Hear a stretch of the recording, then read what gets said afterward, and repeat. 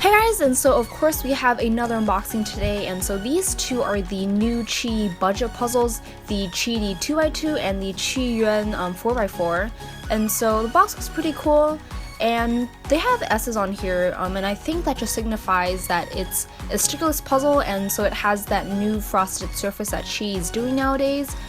Which I'm personally not a fan of, but I mean, what can you do? So these puzzles, I've actually heard pretty okay things about them. The QiYi 2x2 is apparently pretty okay, and the QiYuan is, I've heard, mediocre, but I guess we'll just get started with this one here. Alright, so here is the 4x4, and so I'm not too fond of the frosted surface just because it's kind of slippery if you're not really used to it, and the sticker shades they're cool, but I'm just not really used to them again. So anyway, let's just go into the turning of this thing. Alright, well, you know, I was not really expecting much from this cube, but it's actually pretty okay. Right away, it feels like a improved Guansu to me. I can tell it's much faster, and it has a little bit of a buttery smooth feeling, much smoother than the Guansu or Yusu are.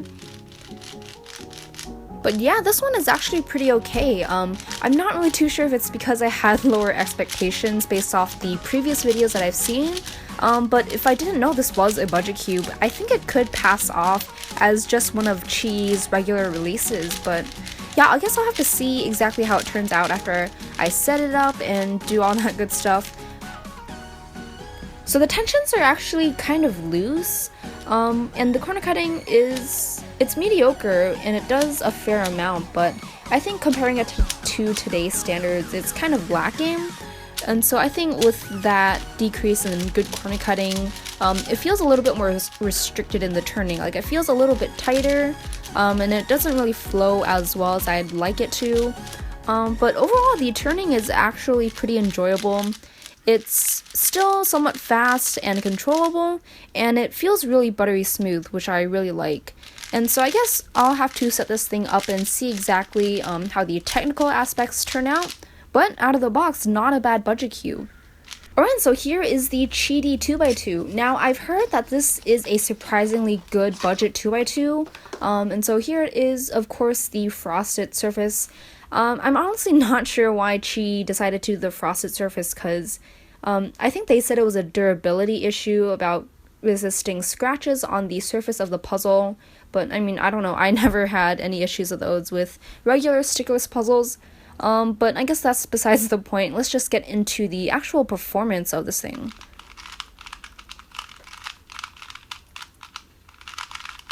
Yeah, I guess this actually isn't too bad. The turning is really, really smooth. It may sound a little bit clacky, but I think that's just a little bit of flash in the inner mechanism. Because the actual feeling and the turning feels really smooth, like nothing's really restricting it. This one actually also feels a little bit tight for some reason. It's not because I'm experiencing any locking issues, and it's not because it's slow, because it's actually really, really fast. But it just, again, feels like it's not really flowing as well as I'd like it to, and it really just doesn't feel as free.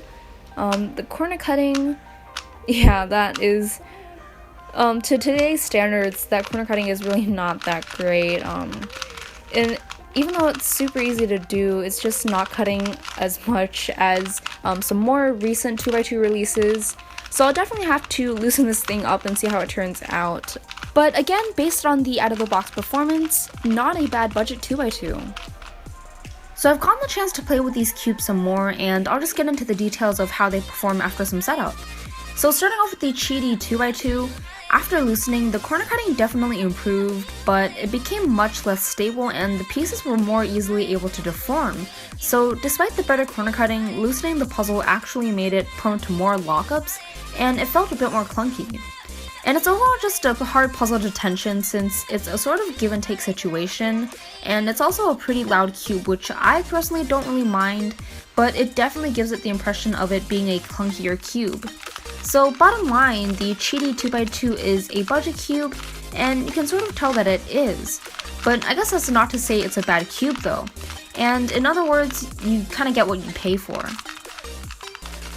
And now, the QiYuan 4x4 actually surprised me, and I'm not sure if it's because I started out with low expectations, but all I did was loosen each side a quarter turn, and the cube drastically improved. It corner cuts way better, lockups are rare, and the speed is controllable and not overly fast. And I guess the only real problem I have with it is the pops that occur. Now these pops are pretty rare, and they're actually not ones that you can detect beforehand or that happen because of lockups. They just sort of happen when you least expect it.